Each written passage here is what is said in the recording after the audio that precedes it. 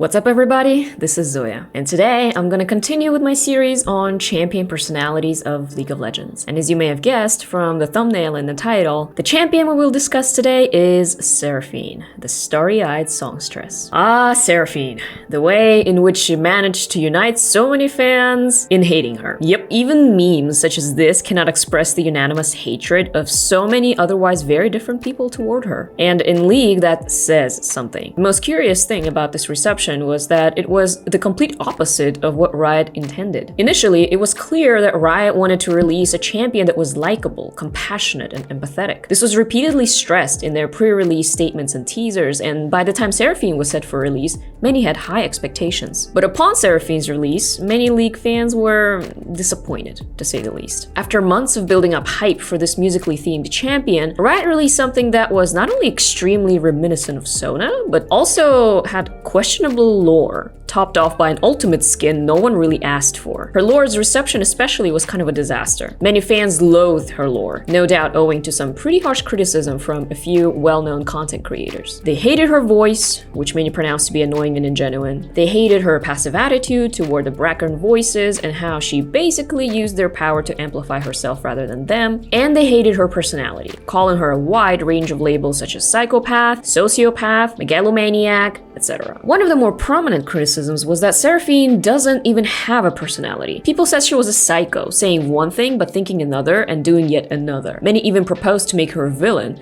someone who pretends to care about others but actually doesn't care about anyone but herself. I, for one, became curious as to why people had such a strong reaction to her.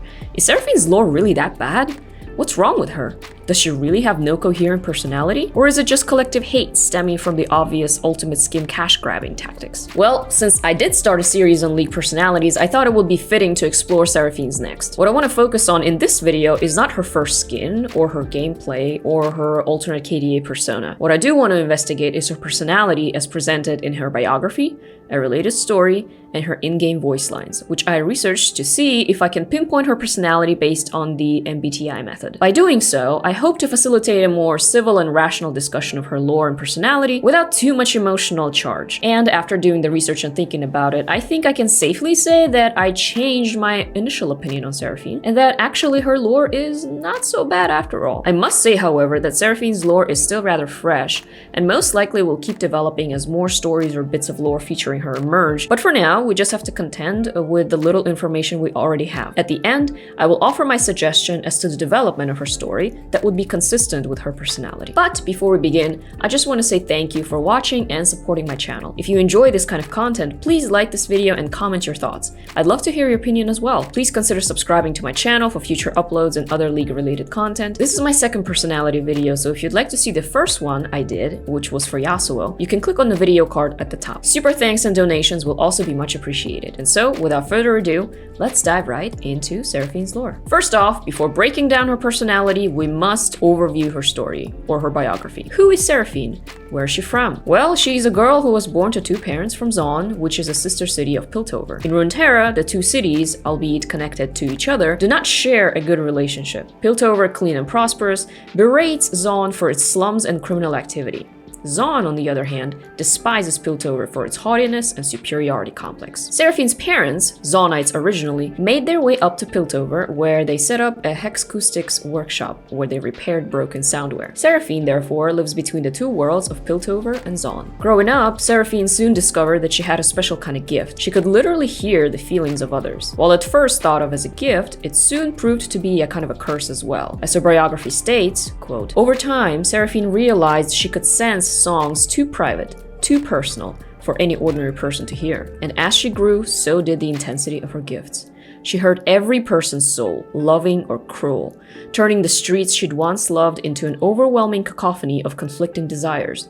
How could she make sense of the voices if none of them harmonized? Some days, she hid shivering in a corner, hands over her ears, unable to hear herself above the chaos. It's understandable that Seraphine, a child, felt overwhelmed by the things she kept hearing. Just imagine being able to feel other people's anger or excitement, frustration or elation, but not being able to control it. And then imagine trying to go outside where crowds of people must pass every single day. How can one person, let alone a child, bear such a flood of emotion? How would she even be able to make friends, to socialize? And so, Seraphine's parents, worried about their daughter's future, decided to help her. Having left everything behind so Seraphine could be born in Piltover, quote, they couldn't bear seeing her struggle. Scraping together their savings to purchase a shard of a rare hextech crystal, they crafted a device that dampened her magical hearing. For the first time in years, there was silence. Essentially, her parents helped her suppress the ability that was both a blessing and a curse.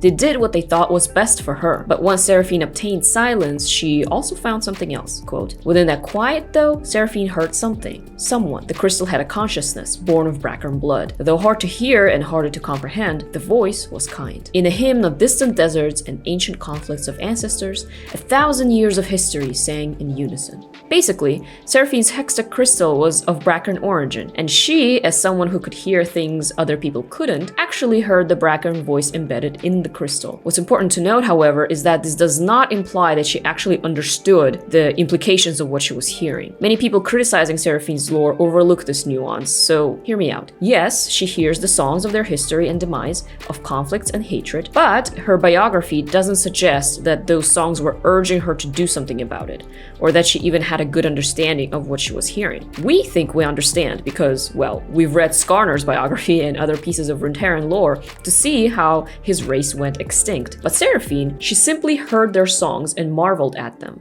Remember, she was still a kid when that happened, and it doesn't seem like she found out more, much more, as she grew up. This explains why in her in-game interaction with Skarner, she says, quote, I miss your kind too, Skarner. Would you like to hear their song? It's not a psychopath's revel in her victim's sorrow.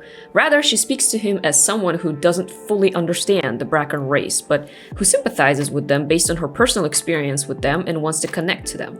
In this case, through song. I will talk more about the ways I think her lore could develop in regards to the Brackern, so stick around if you're interested to know my opinion. But back to Seraphine's bio, once she acquired some peace through the hextech crystal, she was still lost and didn't know what to do with her ability to hear other people's thoughts and desires. So she pleaded for guidance from the only voice she knew had unison, the Brackern voice. We are all forged through others' voices, the voice sang in reply. Heeding this advice, Seraphine slowly learned to manage the noise and began small performances for willing listeners. Singing for her was kind of a coping mechanism for sorting out all the confusion of emotion that flooded her every day. Soon, a few listeners turned into crowds, and Seraphine learned to resonate with the crowd, to sing with them. She stopped using her dampener as much, and soon she was on her way to becoming a singing sensation. Once Seraphine became a well-known performer in Piltover, she still desired to know more about her origin, the city of Zon. In fact, it was the crystal that helped her make the decision to open up even more. Quote, her hextech crystal had sung an elegy of what hatred left unchecked could accomplish. Seraphine couldn't let that happen to the cities she loved. Persuading her parents to help, she dismantled her dampener, and together they gave the crystal a new home in its opposite, a platform that would amplify her gifts, not repress them, allowing her to hear others and all their complexity. Seraphine hoped the crystal's voice would be among them. And so this is Seraphine's biography so far.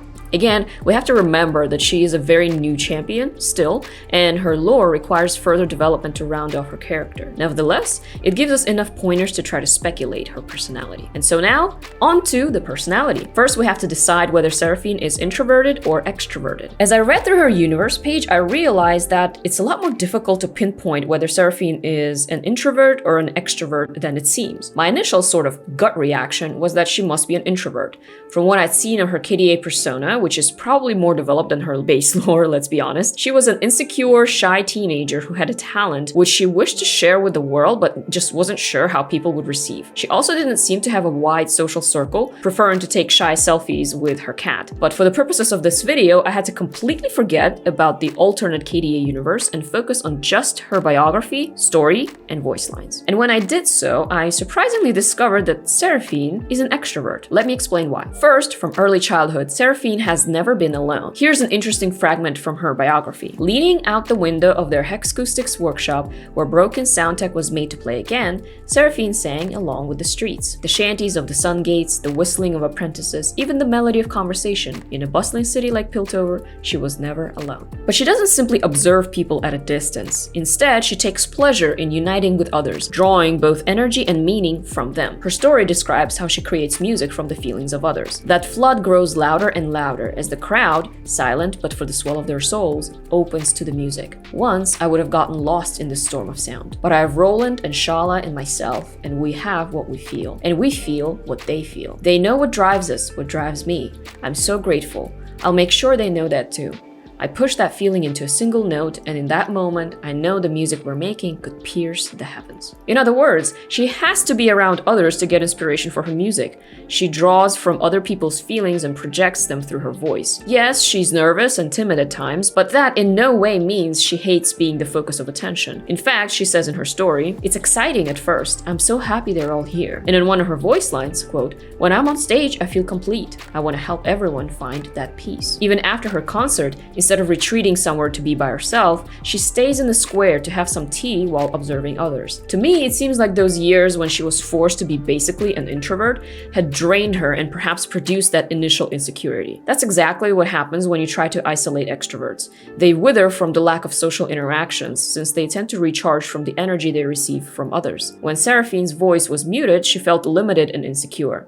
But once freed, she became more confident, energized, and expressive, becoming one with her audience. As she says in one of her voice lines, quote, "For the longest time, I couldn't hear myself over the crowd. So I made them part of me." She also says, quote, "Maybe our voices are quiet alone. Maybe mine's quiet alone. But I'm not. We're not." If all these signs can't convince you that Seraphine is an extrovert, I don't know what can. The next aspect of personality is energy, or how a person tends to process information around them. There are two extremes, intuitive and observant. According to the 16 Personalities website, intuitive people are very imaginative, open-minded, and curious. They prefer novelty over stability and focus on hidden meanings and future possibilities. Observant people, on the other hand, are highly practical, pragmatic, and down to earth. They tend to have strong habits and focus on what is happening or has already happened. It doesn't take long to realize that Seraphine belongs more in the intuitive category, as she certainly is imaginative, open-minded, and curious. Her willingness to disassemble the Hextech device that dampened her hearing in order to amplify her ability to resonate with others is a good example of such openness and curiosity. In addition, her desire to mend the relationship between Piltovans and Zonites is a mark of a dreamer, someone who harbors hope and looks for opportunities in situations that many would consider hopeless or forsaken. For this reason, I believe Seraphine is an intuitive type. The third personality aspect is nature, or how we make decisions and cope with emotions. Again, there are two extremes, thinking and feeling. Thinking individuals focus on objectivity and rationality, prioritizing logic over emotions. They tend to hide their feelings and see efficiency as more important than cooperation. On the other hand, feeling individuals are sensitive and emotionally expressive. They are more empathetic and less competitive than the thinking types, and focus on social harmony and cooperation. Well, guess which extreme Seraphine falls in here? Of course, she is a feeling type. Her entire character revolves around feeling. She wouldn't be Seraphine if she wasn't all about feeling. Her empathy, her desire for harmony, even her anxiety, they're all deeply grounded in both her own feelings and the feelings of others. For example, the complicated relationship between Zon and Piltover doesn't detract her from trying to mend it. Quote, "In Zon, Seraphine heard refrains of resilience and ambition much like above, yet with a thrum of freedom that was all their own. But as she spent more time below, she also sensed pain. Fear of the Cam Barons who controlled every opportunity. Hatred of the spoiled, arrogant Pilties above. There was so much discord. And despite this polarity, she willingly continues to explore the feelings of both, displaying the tendencies of campaigner and mediator personalities to unite and resolve conflict." Quote, "The two cities were divided by more than simple misunderstanding. She wanted to mend, to unite, but she kept hearing the same refrain. It's not that simple in Zon. And still, despite all rationality and reason, she harbors hope of future peace and unity between the two cities, even if that means exploring darker, more negative emotions. As she says, I don't hold anything back because I know they don't either. The panic, the fear, the self-doubt, I pour it all into the song, heaps of it, so much that I want to cry. If that doesn't sound like a feeling person to you, I don't know what does. Finally, we have come to the last personality aspect, which is tactics, or how we approach work, planning, and decision-making. And once again, there are two extremes, judging and prospecting. Judging individuals are decisive, thorough, and highly organized. They value clarity, predictability, and closure, preferring structure and planning to spontaneity. On the other hand, prospecting individuals are very good at improvising and spotting opportunities. They tend to be flexible, relaxed nonconformists who prefer keeping their options open. To see where Seraphine lies on the spectrum, here's one of her in-game voice lines. Not sure where I'm going? Can't wait to find out. Yes, Seraphine seems to be less judging and more prospecting. She doesn't display any signs of careful planning or strategizing. Instead, she prefers to go with the flow, spotting opportunities along the way. Even in her story, where she performs at a concert for both Piltovans and Zonites, she doesn't seem to have an actual prepared repertoire of songs. Instead, she looks to the feelings of the crowd immediately present at the moment to create songs on the fly. This, in a way, is her specialty. She creates as she goes, improvising based on what's happening around her. For this reason, I believe Seraphine is a prospecting person. And there we go! Now that we've looked at the 4 aspects of personality, I can pretty safely say that Seraphine is an ENFP, or a campaigner. According to 16 personalities, campaigners, or ENFPs, are true free spirits, outgoing, open-hearted, and open-minded. With their lively, upbeat approach to life, they stand out in any crowd. But even though they can be the life of the party, campaigners don't just care about having a good time. These personality types run deep, as does their longing for meaningful, emotional connections with other people. Campaigners' strengths are curiosity, perceptiveness, enthusiasm, excellent communication, festivity, and good nature. Their weaknesses, on the other hand, are a tendency to people please, lack of focus and organization, over-accommodation, over-optimism, and restlessness. Overall, I think this description fits Seraphine pretty well. And if you are a campaigner yourself, let me know in the comment section below. Lastly, I do want to come back to what I mentioned earlier in the video about the future development of Seraphines lore. The most problematic part of her lore, it seems to me, based on people's feedback, is her response to the Brackern. People pronounce Seraphine as a psychopath because instead of truly listening to the Brackern and their genocide, she essentially uses their power to amplify herself and to gain fame. And sure, you could look at it this way, and perhaps it's on Riot's part to try to reconcile her altruistic character concept with her interaction with the Brackern. After exploring her lore a bit more in depth, however, I think there's something that gets overlooked. And I mentioned it earlier in this video, when it comes to her sheer awareness of what she's hearing in the crystal and its consequences. Like I said already, the songs don't seem to urge her to action. They simply tell the story of the Brackern and their demise. This, I think, is an opportunity for further development, so here's my suggestion. Develop Seraphines' story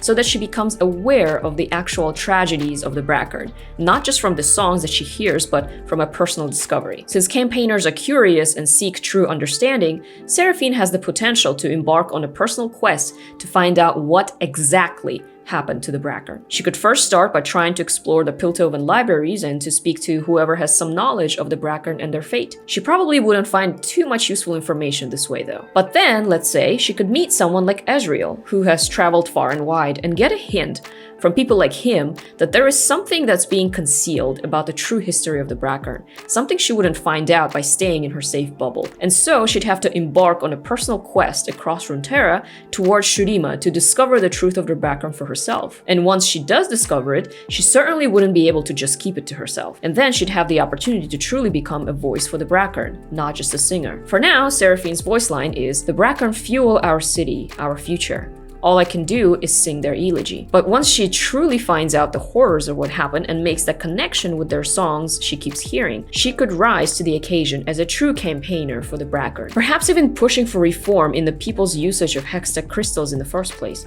Perhaps even giving up her own hextech platform for that cause. This, of course, would garner tons of opposition from the hextech-loving people, maybe even turn her into an outcast or even a public enemy, but it would certainly make her more of a hero in our eyes. Then she would truly live up to one of her voice lines. "Everyone fights to be heard. I'll fight to listen." In conclusion, before I did this research into Seraphine's personality, I also was a bit skeptical of her having any consistent personality at all, but upon reading her biography, her story, and thinking about all of that more deeply, I think Seraphine does have a personality, and it's that of a campaigner, or ENFP. Sure, her lore could use more development in such directions that would make her more likable, but I think the best way to make one's personal opinion of any champion, or any person really, is to discover them for oneself, instead of listening to other people's comments or what others conclude about them. But then again, at the end of the day, even this video expresses my personal opinion as well, although I did try to make it as objectively based as possible. I do think that much of the dislike for Seraphine came from her sloppy release and the blatant cash-grabbing tactics with her alternative persona featured on KDA, if that never happened and she was just released like any other champ with just an epic skin, her reception may have been quite different. But what do you guys think? I'd love to hear your thoughts, so please do let me know in the comments section below. If you enjoyed this video, please consider liking and sharing it and subscribing to my channel if you haven't already done so. And let me know which champion you'd like me to cover next. Again, thanks so much for watching, and I'll see you next time.